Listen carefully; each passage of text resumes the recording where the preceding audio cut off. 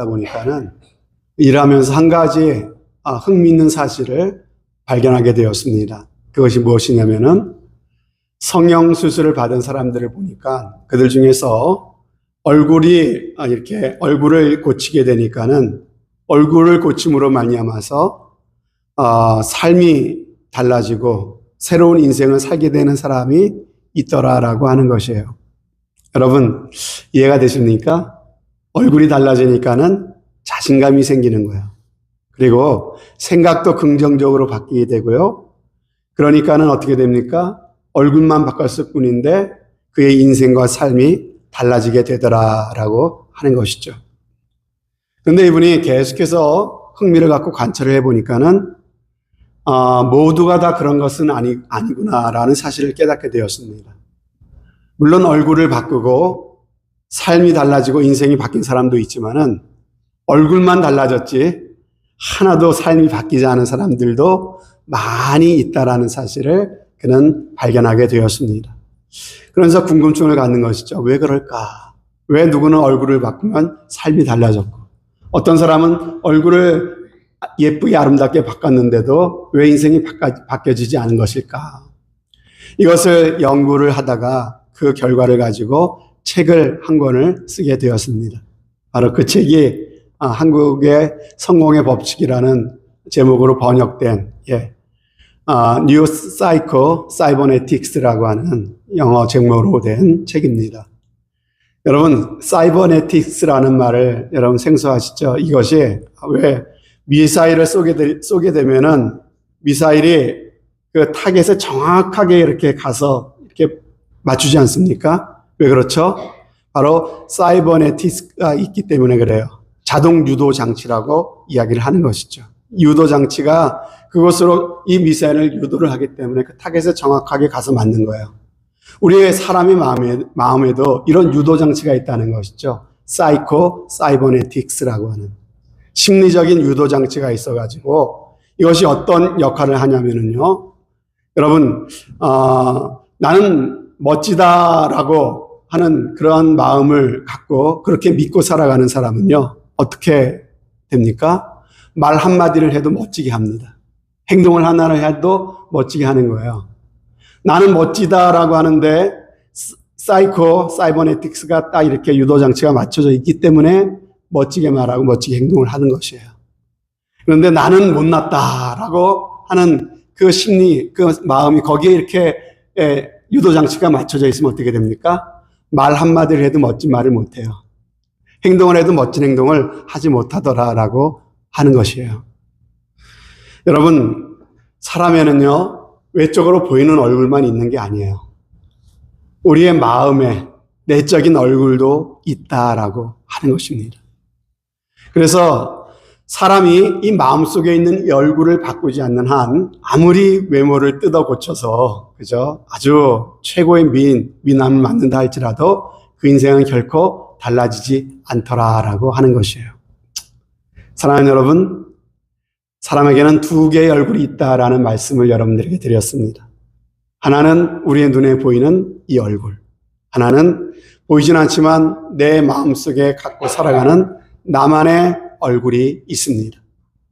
여러분, 이 내적인 얼굴이 바로 내가 생각하는 나의 모습입니다. 이것을 이 맥스웰 몰츠라는 사람은 사이버네틱스라고 하는 말로 얘기를 했고요. 이것을 다른 말로 하면은 자화상이다 이렇게 말하기도 하고 자존감이라고 이야기할 수도 있겠습니다. 여러분, 외모보다 더 중요한 것. 여러분, 잘난 사람, 잘생긴 사람, 이쁜 사람 부러우세요? 근데 그거보다 훨씬 더 중요한 것이 있는데 바로 내 마음의 얼굴이 어떤가라고 하는 게 더 중요해요. 근데 여러분, 안타깝게도 대부분의 사람들은 그 자화상이 어떤 자화상을 갖고 있을까요? 건강하지 못한 자화상을 갖고 있어요. 여러분, 구체적으로 사람들은 자기 자신을 별로 좋아하지 않아요. 대부분 자기 자신을 싫어합니다. 보세요. 많은 사람들이 자기 거울에 비친 자기의 모습을 좋아하는 사람이 많을까요? 싫어하는 사람이 많을까요? 물론 좋아하는 사람도 있지만 거울에 비친 자기의 모습을 싫어하는 사람이 더 많아요.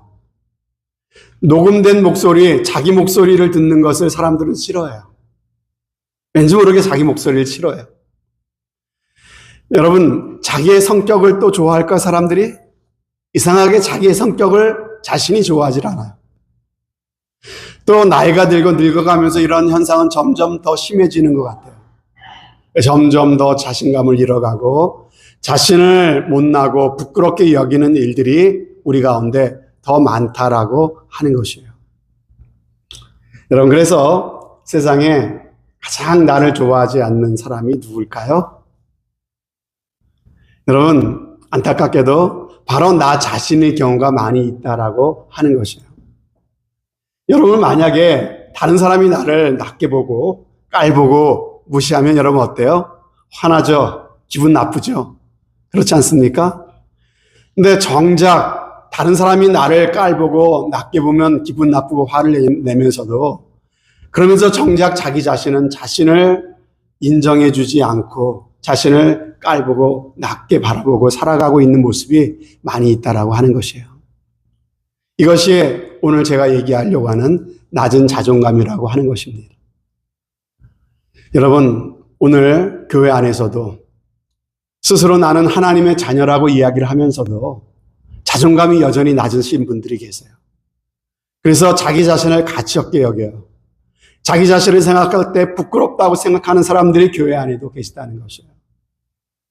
그런 분들은요, 하나님이 주시는 은혜를 누리지 못해요.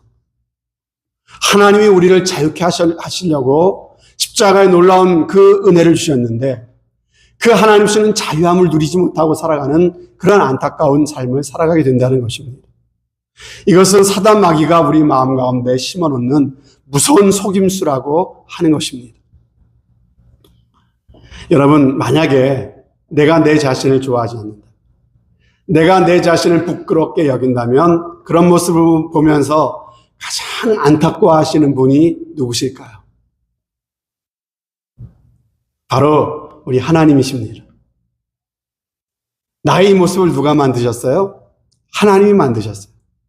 하나님이 나를 이 모습 이렇게 만드시고 지으셨는데 내가 이런 나의 모습을 부끄럽게 생각한다면은 나를 이렇게 만들어주신 그 하나님을 부끄럽게 여기는 것이 되는 거예요. 그러므로 여러분, 너무 자신을 과대 평가하는 것도 문제가 있겠지만은 자기 자신을 싫어하고 부끄럽게 생각하는 것은요, 반드시 고침받아야 될 무서운 질병이다라고 하는 사실을 우리가 꼭 깨달을 수 있기를 바라겠습니다. 오늘 이 말씀을 듣는 중에 정말 저와 여러분을 묶고 있는 이 어둠의 역사, 사단 마귀의 속임수가 드러나고 이 어둠의 역사가 떠나가는 귀한 일이 있기를 주님의 이름으로 축복합니다. 그래서 나를 사랑하시는 하나님의 관점에서 나를 좀 보게 되었으면 좋겠어요.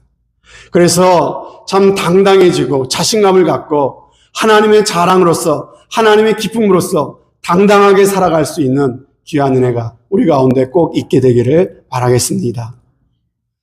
그러기 위해서 우리가 먼저 알아야 될 것이 있어요.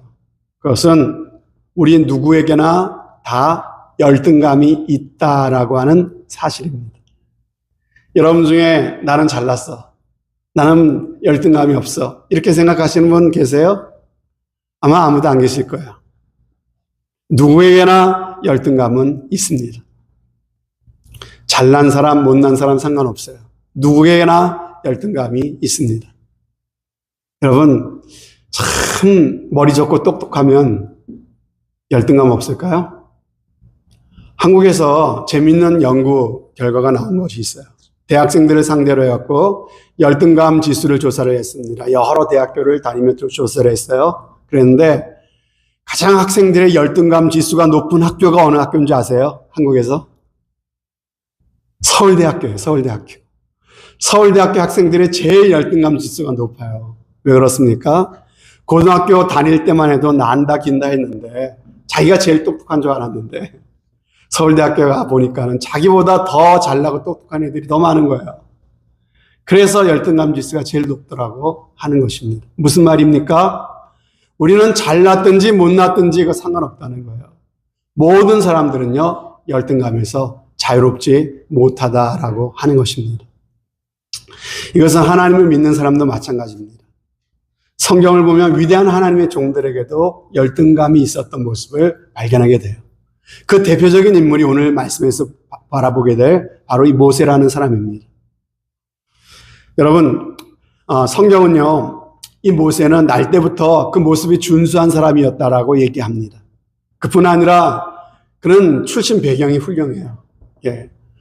바로의 궁에 이 공주의 아들로 입양이 돼 들어가갖고 바로의 왕국에서 왕자의 교육을 받으면서 그는 자랐습니다. 훌륭한 환경 속에 성장했어요. 여러분, 생긴 것도 준수해. 이 배경도 든든해. 그러다 보니까 그가 젊은 시절에 거칠 것이 없었어요. 매사에 자신감이 넘쳤던 사람이 바로 모세였습니다. 하지만 여러분, 하나님으로부터 말미암지 않은 자신감, 이건요, 교만이에요, 교만. 하나님 없이도 내가 할 수 있다라고 생각하는 교만이라고요. 여러분, 교만이 있어요. 그리고 이 반대 열등감이 있어요. 이게 전혀 다른 것 같으세요? 여러분, 전혀 다른 게 아니라 사실은 뿌리를 쫓아가면 결국은 한 뿌리에서 나오는 거예요. 한 뿌리에서. 타락한 인간의 본성에서 나오는 것이 하나는 교만이고 하나는 열등감이에요. 하나님을 바라보기보다는요, 내가 가진 조건과 다른 사람이 가진 조건과 이걸 비교하는 그러한 악한 습성이에요. 비교해서 좀 나은 것 같고 내가 좀 더 강한 것 같고 더 많이 가진 것 같으면 교만해지는 거고요. 좀 못 가진 것 같고 약한 것 같고 못난 것 같으면 열등감에 빠지는 것이에요. 바로 이 비교의식에서 나오는 것이, 한 뿌리에서 나오는 것이 바로 열등감이고 교만인 것이에요. 여러분, 하나님께서는 이런 교만한 모세를 사용하지 않으셨습니다. 그를 통해서 이스라엘 백성들을 구원해내지 않으셨어요. 여러분, 한순간에 실수를 저지르게 되죠. 그래서 모세는 한순간에 애굽의 모든 것을 잃어버리게 되고 도망자가 되어 미디안 광야에 들어가서 외로운 양치기로 40년의 세월을 보내도록 하셨다고 하는 것입니다. 그렇게 40년의 세월과 함께 모세의 젊음도 패기도 점점 사라져갔죠. 그 긴 세월 동안 모세 안에 자리 잡고 있었던 그 교만, 모세의 그 우월감이 점점 어떻게 변합니까? 열등감으로 바뀌게 되는 것이에요. 여러분, 말씀드렸죠? 열등감과 교만은 뿌리가 같은 거라고요. 모세는 과거에는 내가 무엇이라도 할 수 있다고 생각했던 자신감이 있었어요. 근데 이게 사라지면서 무엇으로 바뀌었어요? 나는 못해. 나는 안 돼.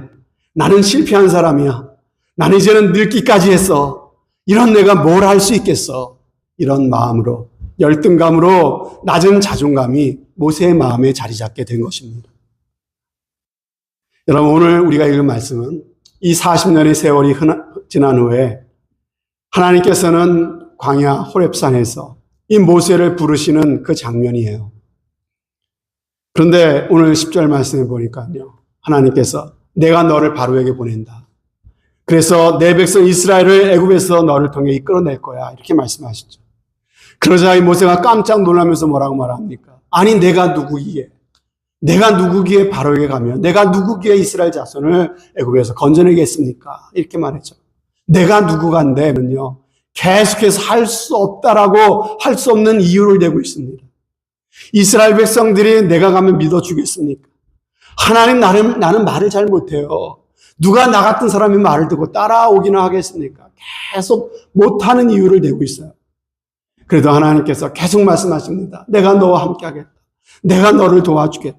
계속 말씀하시니까 급기야 마지막에 13절에 뭐라고 말합니까? 오 주여, 보낼 만한 자를 보내소서. 나는 아닙니다. 보낼 만한 자를 보내소서. 여러분, 모세는 하나님이 부르실 때 4번이나 핑계를 대면서 계속해서 거절을 한 것이에요. 보낼 만한 자를 보내소서 하니 화를 내셨다고 성경은 말씀하고 있습니다. 여러분 보십시오. 내가 무슨 큰 죄를 지어야만 하나님이 화를 내시는 게 아니에요. 모세를 보니까 언제 또 화를 내십니까? 하나님이 나를 부르시고 나를 향한 하나님의 기대가 있는데 내 스스로가 나를 무시하고 있을 때, 나는 정말 아무것도 할 수 없다라고 그렇게 내 자신을 그렇게 포기하고 앉아 있을 때 하나님이 나를 향해 분노하신다라고 하는 것입니다. 사랑하는 여러분, 이 낮은 자존감은요, 우리 인생에 아주 나쁜 영향을 끼칩니다. 이 자존감이 낮으면요, 만사에 자신이 없죠. 무력할 수밖에 없어요. 여러분, 신앙생활을 해도요, 이런 사람들은요, 신앙생활을 제대로 하지 못합니다. 교회 봉사도 잘 못해요. 자존감이 낮은 사람은요, 반드시 교회에서 문제를 일으킵니다. 좀 이렇게 신앙생활 하다가 교회 유익을 주지 못해요. 어떤 작은 일이 마음에 걸려서. 그래서 쉽게 오해를 합니다. 쉽게 상처를 받아요. 쉽게 시험에 들어요. 넘어져요. 왜 그렇습니까? 자존감이 낮은 사람은 꼭 그래요. 그럼 이게 얼마나 안타까운 일입니까? 얼마든지 참으로 신앙생활을 누리면서 기쁘게 하나님을 섬기고 함께 아름답게 교회를 세워나갈 수가 있는데, 그런데 그렇게 하지 못하고 스스로 올무에 빠져서 시험에 들고 넘어지는 경우들이 얼마나 많이 있습니까? 그러니까 자기 자신이 힘들어요. 자기 자신도 힘들고 같이 사는 옆에 사람도 힘들게 만든다고요. 이런 일들이 얼마나 안타까운 일입니까? 사랑하는 여러분, 오늘 이 말씀 앞에 자신을 한번 깊이 돌아보시기 바랍니다. 혹시 나는 이런 사람이 아닌가? 오늘 주님께서는 만약에 그런 자리에 있다 할지라도 그런 자리에서 이 말씀을 듣고 일어서기를 원하십니다. 그 자리에서 하나님께서 일어서서 하나님의 사랑받는 자녀로서 당당히 살아가기를 원하고 계십니다. 그렇다면 여러분, 어떻게 우리가 낮은 자존감을 극복할 수 있을까요? 세 가지를 말씀드리겠습니다. 첫 번째, 하나님께서 나의 이 모습 이대로 지으셨다는 사실을 우리가 믿어야 됩니다. 그럼 보세요. 모세가 하는 말을 보니까 모세는 말을 잘 하지 못했던 것 같아요. 그러니까는 나는 입이 뻣뻣하고 혀가 둔한 자라고 말하고 있죠. 아마 타고나면서 말주변이 없었을 수도 있고, 확인할 수는 없지만 아마 40년 동안 광야에서 외롭게 살다 보니까는 환경 때문에 말주변이 없어졌을 수도 있어요. 하여간 천성이 그런지 환경이 그렇게 만들었는지 말을 잘 못했던 것 같아요. 이런 모세에게 하나님이 뭐라고 말씀하십니까? 누가 사람의 입을 지었느냐라고 말씀하시면서 내가 네 입을 짓지 않았느냐, 이렇게 하나님이 말씀하신 거예요. 여러분, 나를 이 모습 이대로 지으신, 나를 이 모습이 되게 하신 하나님의 손길을 네가 인정하라라고 하는 말씀이죠. 여러분, 현재 나의 외모 누가 만드신 것입니까? 하나님이 만드신 거예요. 나의 지능 누가 주신 것입니까? 하나님이 주신 거예요. 나의 성격까지도 하나님이 지으신 것입니다. 나의 지금의 이 모습, 이렇게 되도록 이끌어온 모든 환경 누가 허락하신 것입니까? 하나님이 허락하신 거예요. 여러분, 이 모든 것이 그러므로 하나님의 은혜로 받아들이라고 하는 것입니다. 하나님이 나에게 주신 것이라면 거기는 하나님의 뜻이 있고 하나님의 계획이 있고 하나님의 목적이 있다는 사실을 여러분들 꼭 믿으시기를 바랍니다.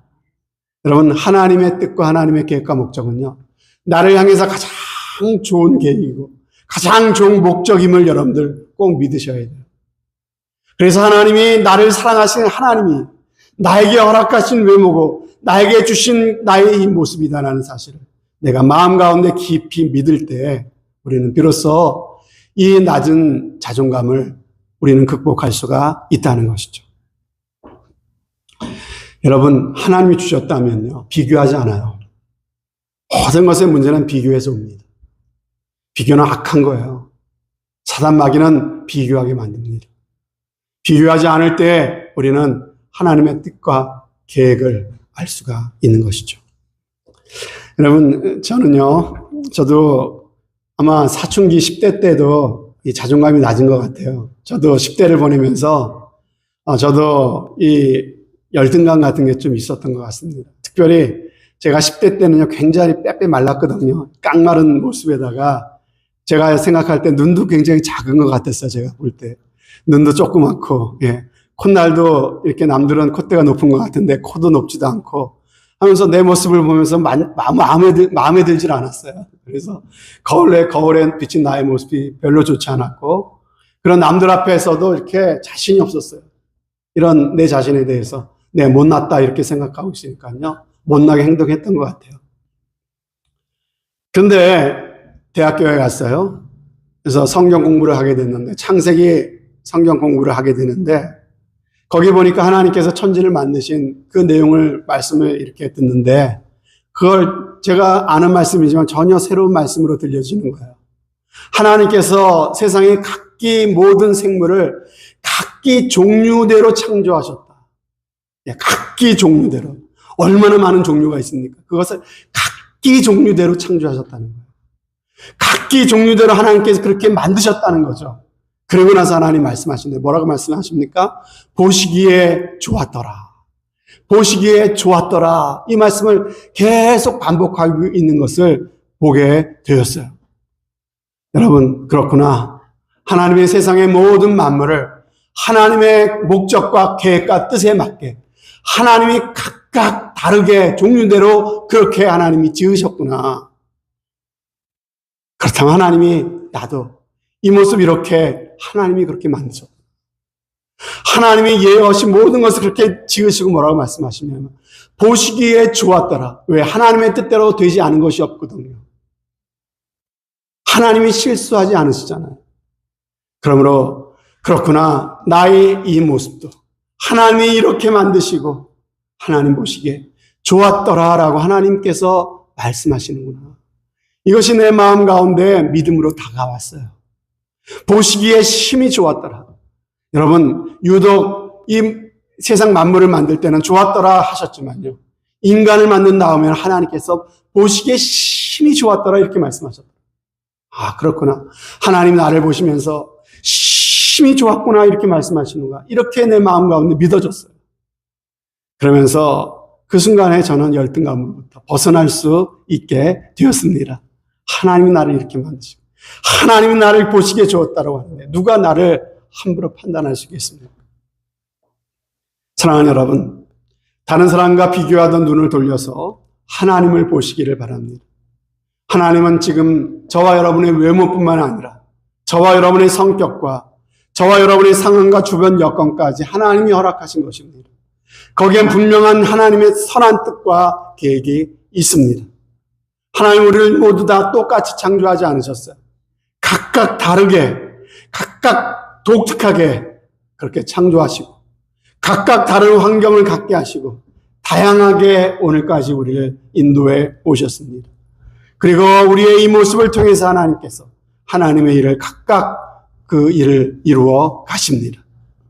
우리의 이 모습 이대로 하나님이 지으셨고 이 모습 이대로 하나님이 사랑하십니다. 그러므로 여러분, 우리 있는 모습 그대로를 하나님이 지으셨고 하나님이 사랑하신다는 사실을 마음 깊이 받아들일 수 있기를 바랍니다. 나는 하나님의 작품이다. 이런 자부심이 저와 여러분들 가운데 꼭 있으시기를 바라겠습니다. 자, 두 번째로 낮은 자존감을 극복하기 위해서는요, 하나님이 이런 나와 함께 하심을 기억해야 됩니다. 하나님이 함께 하십니다. 하나님께서 모세에게 말씀하십니다. 12절 말씀에 보니까는 이제 가라. 내가 네 입과 함께 있어서 할 말을 가르치리라. 이렇게 말씀하세요. 입이 둔하다고 하도 그러니까는 뭐라고 말씀하세요? 내가 네 입과 함께 할 것이다. 여러분에게 무슨 약점이 있으십니까? 몸이 약하십니까? 주님께서 몸이 약하신 분들에게 말씀하세요. 내가 너의 그 약한 몸과 함께 할 것이다. 여러분 믿으십니까? 하나님 그렇게 말씀하세요. 여러분 머릿속에 배운 게 많지 않아서 나는 남들보다 지식이 없다고 생각하십니까? 하나님께서 말씀하십니다. 지식이 많지 않은 너의 그 머리에 내가 함께 할 것이다. 하나님께 모세에게 지금 그 얘기를 하고 계신 거예요. 입이 둔하냐? 네 입과 내가 함께 할 것이다. 너 약한 그것과 내가 함께 할 것이다. 여러분, 하나님이 함께 하시면요, 된 것입니다. 불가능이 없습니다. 내 잘난 거 가지고 일하면요, 하나님 영광 받지 않으세요. 오히려 내가 약하기 때문에 더욱 하나님의 도우심만 의지하지 않습니까? 그럴 때 내가 부족함 때문에 하나님 마음껏 일하실 수가 있고요. 그럴 때 내 영광이 드러나는 게 아니라 하나님의 영광이 나타나게 된다고 하는 것이에요. 그래서 사도 바울도 말하지 않았습니까? 내가 약하기 때문에 그리스도의 능력이 나에게 머무는 것이라고요. 그래서 내가 약할 그때가 곧 강함이라고. 그래서 내가 약한 것들을 기뻐한다고 말하지 않습니까? 그러므로 여러분, 내가 약한 그것 때문에 힘든 생각이 들 때마다 이렇게 생각하시기 바랍니다. 이 약한과 부족한 것 때문에 하나님이 영광 받으시겠구나. 언제? 하나님이 함께 하시기만 하면. 내가 하나님이 나의 약한 것에 함께 하시겠다고 약속하십니다. 여러분이 어떤 약점이 있으십니까? 주님이 함께 하심을 믿으시기 바랍니다. 그 약점을 통해서 오히려 하나님의 영광을 드러내시는 여러분들이 꼭 되실 수 있었으면 좋겠습니다. 혹시 여러분 남들만큼 학교를 많이 다니지 못하셨습니까? 그렇다면 여러분 성경 더 많이 읽으세요. 눈이 나빠 성경을 읽지 못하시면 성경 많이 들으세요. 여호와 하나님을 경외하는 것이 지식과 지혜의 근본이라고 하지 않았습니까? 이 말씀이 우리를 노인보다 명철하게 하고 스승보다도 지혜 있게 한다고 말씀하셨어요. 대학원 박사학위보다 하나님의 말씀 속에서 하나님을 경외하는 것이 지혜와 지식의 근본인 줄로 믿으시기를 바랍니다. 남들만큼 얼굴이 잘생기고 예쁘지 못합니까? 그러면 여러분, 남들보다 더 자주 웃으시길 바랍니다. 잘생기고 늘 짜증내는 얼굴, 불만이 가득한 얼굴이 좋으세요? 아니면 좀 못생겨도 방긋방긋 웃는 얼굴이 좋으십니까? 여러분, 우리가 예쁘지 못해도 잘생기지 못해도요, 얼마든지 웃는 얼굴로 매력적인 사람이 될 수 있습니다. 남들만큼 좋은 옷을 입지 못합니까? 여러분, 좋은 옷 대신에 친절의 옷을 입고 살아가시기를 바랍니다. 좋은 옷을 입고 무리한 사람보다 허름한 옷을 입고 친절한 사람이 더 값지게 보이게 되는 것이죠. 나이 들어 건강 무너지고 이제는 힘이 붙여서 교회 봉사 못합니까? 그러면 더 많이 교회를 위해서 기도해 주세요. 앞에 있는 목사를 위해서 기도해 주세요. 예배와 모임에 빠지지 않고 참여해 주세요. 그것이 교회를 더 유익하게 하는 쓰임받는 길인 줄로 믿습니다.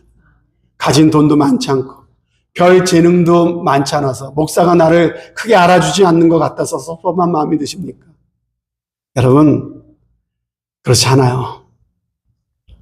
여러분, 하나님께 더 큰 영광을 돌릴 수 있는 자격이 되신 것입니다. 예배의 은혜 받도록 더 집중해 보세요. 아멘 아멘 하면서 하나님의 말씀을 한번 달게 받아보세요. 목사는 바로 그런 분들 때문에 여러분 힘을 얻고 살맛이 나는 거예요. 그것이 교회를 복되게 하는 거 아니겠습니까? 여러분, 성격이 워낙 내성적이라서 사람들 앞에서 말 한마디 꺼내기 힘들고 전도하기가 어렵습니까? 여러분, 괜찮아요. 카톡에 말씀 영상 뜨면요, 여러분 그거를 친구에게 어떻게 전달하는지 여러분들 배우셔가지고 친구에게 부지런히 좋은 말씀, 좋은 그 영상 보내주세요.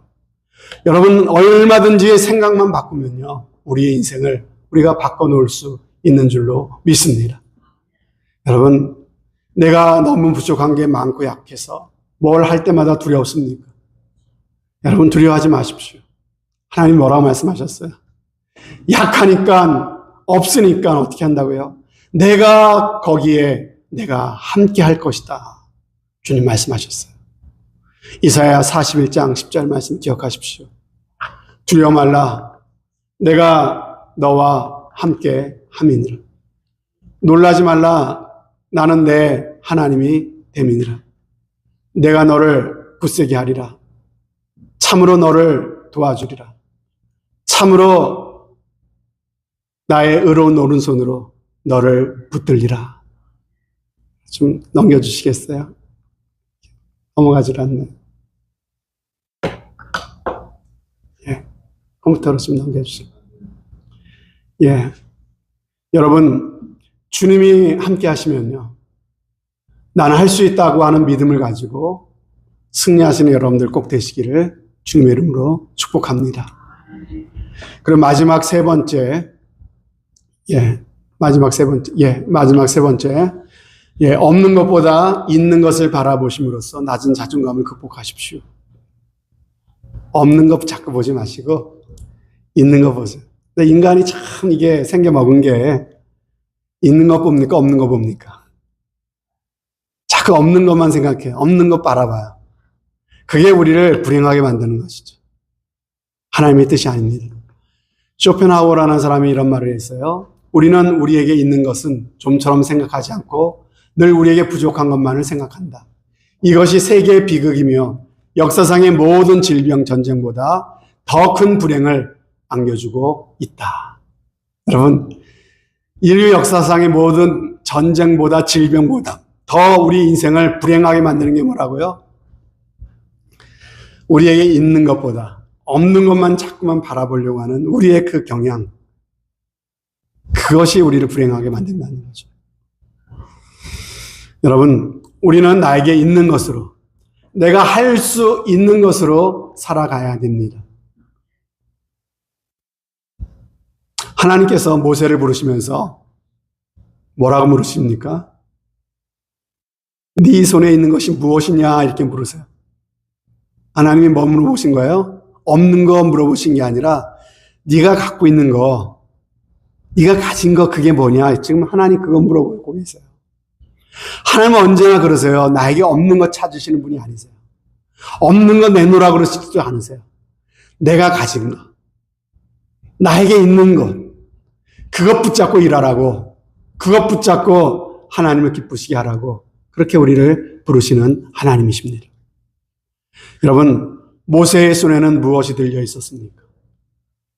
모세의 손에는요, 40년간 양을 치면서 늘 손에 들고 있었던 것은 양을 치던 지팡이였습니다. 여러분, 그 40년간 들고 다니던 지팡이, 그 지팡이를 가운데 하나님이 함께 하시니까 어떤 일이 벌어집니까? 지팡이로 반석을 내려치니까 반석이 터져서 생수가 터져 나옵니다. 그 지팡이를 홍해를 향해 내어미니까 홍해가 둘로 갈라집니다. 그 지팡이를 높이 들 때 그 수많은 이스라엘 백성들이 모세를 지도자로 알고 따르지 않습니까? 내가 가진 그것, 양을 치던 초라한 그 지팡이지만 하나님이 함께 하시니까요, 이 놀라운 일들이 일어나더라고 하는 것이죠. 사도 바울을 보십시오. 사도 바울은 신체적인 참으로 열등감이 있었고 역시 그도 말이 둔한 사람이었어요. 그런데 그 말이 둔해서 말로도 복음을 전했지만은 시간이 날 때마다 어떻게 했습니까? 글로써 복음을 전했죠. 여러분, 말로만 복음을 전했다면 2000년 전에 소아시아의 전도자로 그냥 그렇게 끝났을 거예요. 그런데 그런 말이 둔해서 글을 썼습니다. 그랬더니 그것이 오늘날까지 남아서 13권의 바울 서신이 되지 않았습니까? 사랑하는 여러분, 여러분에게 없는 것 때문에 부끄러워하지 마시고 여러분에게 있는 것, 하나님께서 나에게 허락하신 그것에 집중해서 남은 삶을 살아가시는 귀한 은혜가 꼭 있으시기를 바랍니다. 나에게 있는 것을 내가 붙잡고 있으면 안 돼요. 누가 붙잡으셔야 됩니까? 하나님이 붙잡으셔야 돼요. 하나님이 붙잡으시면 나에게 있는 그것을 통해서 모세의 지팡이의 역사가 나타나는 것이고요. 바로 오병이어의 역사가, 기적이 나타나게 되는 줄로 믿습니다. 여러분, 나는 할 수 없어서, 나는 안 돼, 나는 못해, 우리는 낮은 자존감에 스스로 한계를 지어버리고 우리는 살아갈 수 있지만 하나님께서는 그렇게 하지 말라고 하십니다. 너는 약하다, 너는 할 수 없다, 맞다, 그러나 내가 있지 않냐, 너의 모습 이대로 내가 지어놓으라, 나의 계획과 목적을 이루리라, 내가 함께 하리라. 주님께서 함께 하시면 나를 통해 얼마든지 주님의 일들을 감당케 하실 줄로 믿습니다. 여러분, 나의 마음을 자꾸만 참으로 다운시키고 열등감에 빠지게 만드는 사단 마귀의 거짓과 속임수를 이 시간 믿음으로 분별하면서 살아가시기를 바랍니다. 믿음으로 선포하십시오. 나는 하나님의 존귀한 자녀다 선포하십시오.